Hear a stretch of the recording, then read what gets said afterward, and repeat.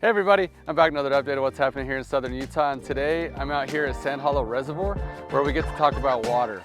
Today I get to interview Broc Belnap, who is with the Washington County Water Conservancy District, and we'll talk about all things from how this water system works here, what are some of the things in place to prolong the local supply of water that we have, as well as some future plans to allow the growth to continue happening here in Washington County. Look forward to showing you, so let's get started.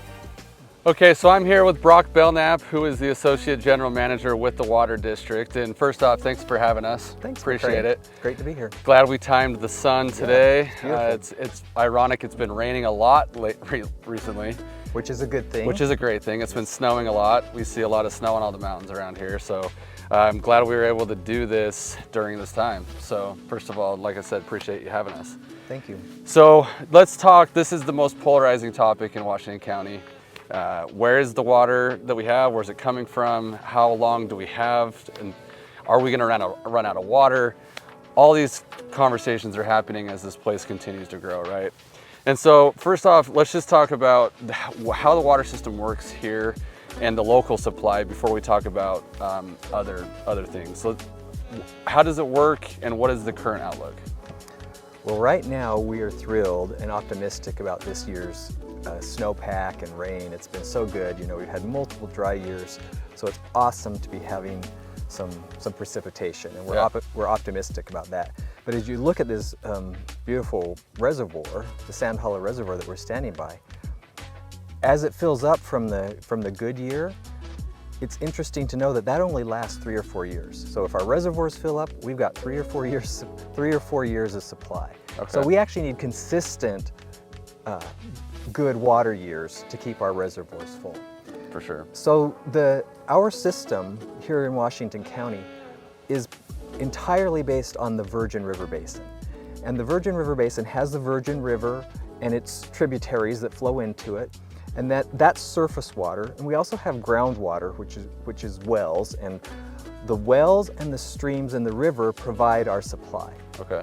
And the Sand Hollow Reservoir and the Quail Creek Reservoir are both reservoirs that are off of the stream of the Virgin River. You know, they don't block, they don't dam the river flows through. Okay. So instead we have diversions where some of the water is skimmed off, run into pipes and put into these two reservoirs. And the reason we do that is because the Virgin River is a very, the water user term is flashy. What that means is some years you can be very wet and some years you can be very dry, and it's erratic and it's not predictable. And so when you're planning for water, you have to plan on what your reliable supply is. And so you can't always count that we'll have a year like this. Right. So you have to have a system in place where you can capture the good years, put it in storage, and then be able to use it to help bridge you when you go through the dry periods, during the dry periods.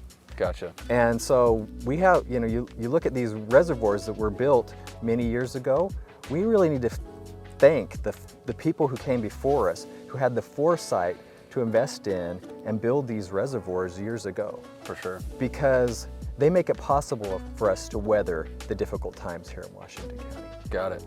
Very cool. And so talking about those reservoirs, let's talk about what you guys have in the works right now, because believe it or not, there are people working on this daily, right? A lot of people. There are so many projects going on. The Water District has a ton of projects going on across the county, including 3 reservoirs right now are under various stages of development.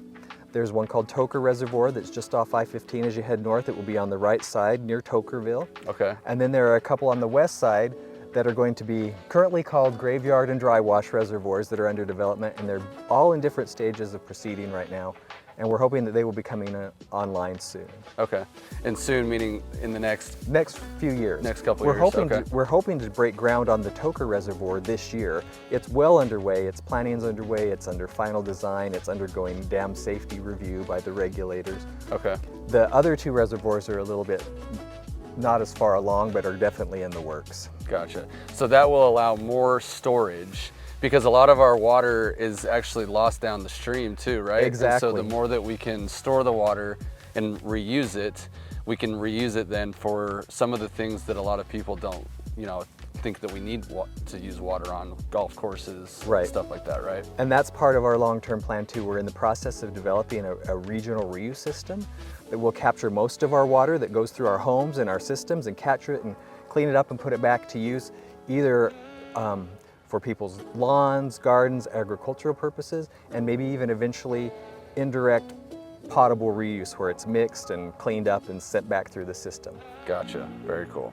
So then talking about people's landscape, homes, development, recently there's been some changes on new development and some of the restrictions to help conserve both residentially and commercially. Talk to us a little bit about that. That's been a very positive thing that our cities have done in the past year, and it's part of our ongoing effort to get the most out of our local supplies.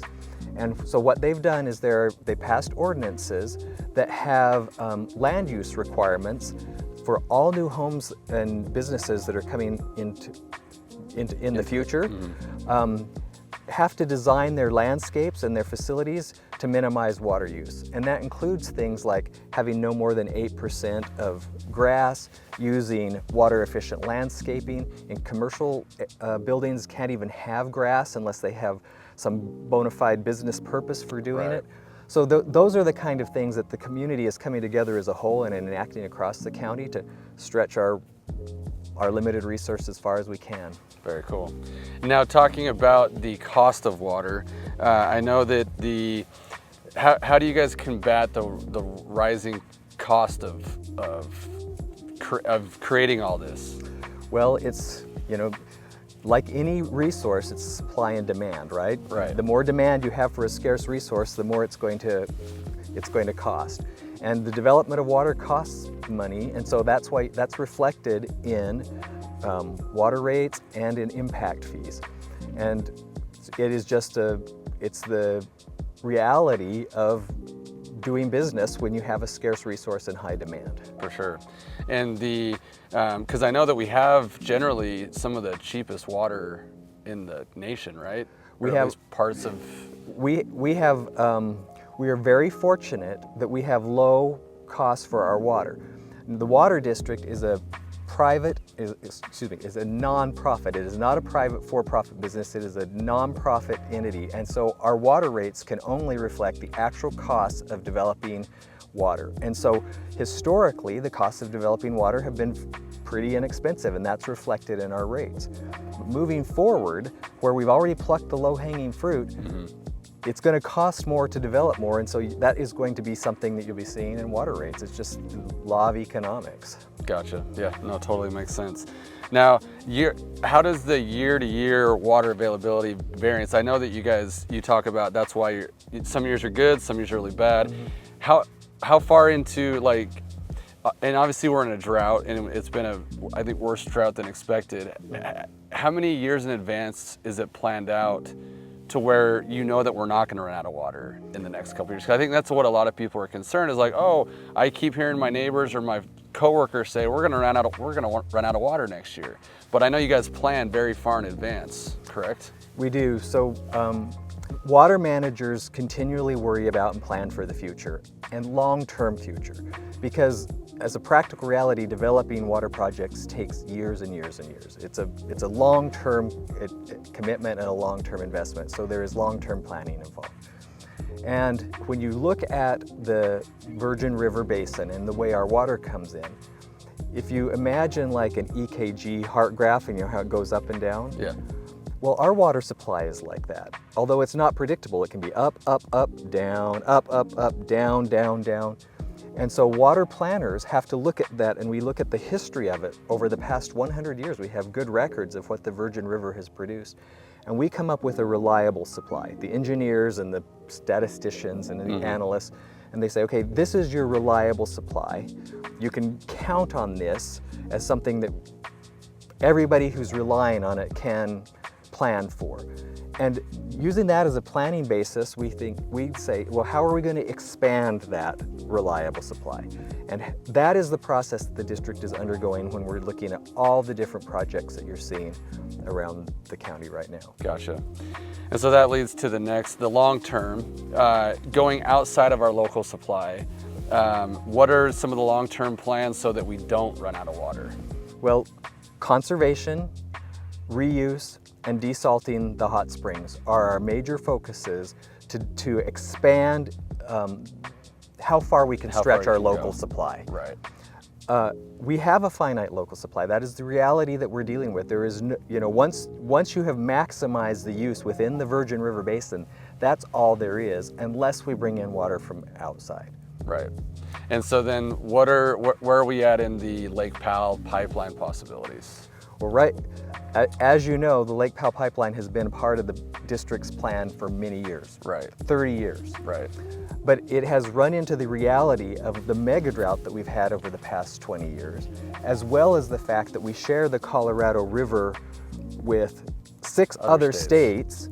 And so the politics of that and the drought have slowed our progress on the Lake Powell pipeline. And there are permitting requirements that are going to take time to get through while all of the basin states sort through the issues that have arisen because of the overuse and the drought. So those things are all having to work through. In the meantime, we have to switch our focus to conservation, reuse, maximizing our local waters. Got it. Makes sense. Well, anything else you'd like to share? Well, I would just say, as you look around how beautiful this place is that we live in, we are so fortunate to be here. But I think it also comes with almost kind of a responsibility or an obligation to say, we have limited resources, so we all have to work together to make sure that we conserve them, preserve them, and that we can stretch them as far as possible. For sure. Because the reality is the growth of this place is not going to, the doors are wide open on southern Utah. Everybody loves it. Everyone wants to be here, right? It's being discovered. It's been discovered. Yep. And the reality is you can't stop the growth because that will then create other economic problems, and you want that economic growth to continue. And so it's just a matter of us that are here being responsible and keep building out this local supply. So sometimes people say, well, the district should just stop developing water in order to control growth. Right. But that's a misunderstanding of the job of the district. The district is a utility provider, and it is set up to say, okay, district, go out and examine what is the growth that is likely to occur and provide water for it. And so the district goes and looks at the master plans, the private land, the zoning, and says, okay, we can see what the elected officials and what the municipalities through their planning has said is the growth that they anticipate, and it's our job to find water to provide for what they have planned for. Gotcha. If they go and say, well, we're going to reel that in and we're going to have less growth and we're going to clamp down on growth, then we have less water, then that would mean that we have less water that we've got to provide. But we have to provide water for growth. We respond to the growth, we don't control growth. Got it. Does that make sense? Totally makes sense, for sure. And then the cities have to then, growth is an inevitable thing and I feel like if you're not growing in a lot of ways, you're going backwards. So it's good to be in a thriving economy, and we're just trying to do everything we can to maintain that, right? The district is doing its part to keep that going as best we can by developing water and encouraging conservation. For sure. Good stuff. Well, I appreciate it. Thanks again. McRae. Thanks for having us. It's great to meet you. Great You to as well. visit with you. And that's a wrap, guys. As you can see, a lot of good stuff happening to continue making water available here and prolonging it so we can continue growing. For more information on what's happening here in southern Utah, you can call me or text me 435-668-7293 or find me on Facebook, LinkedIn, or Instagram. Thanks, guys.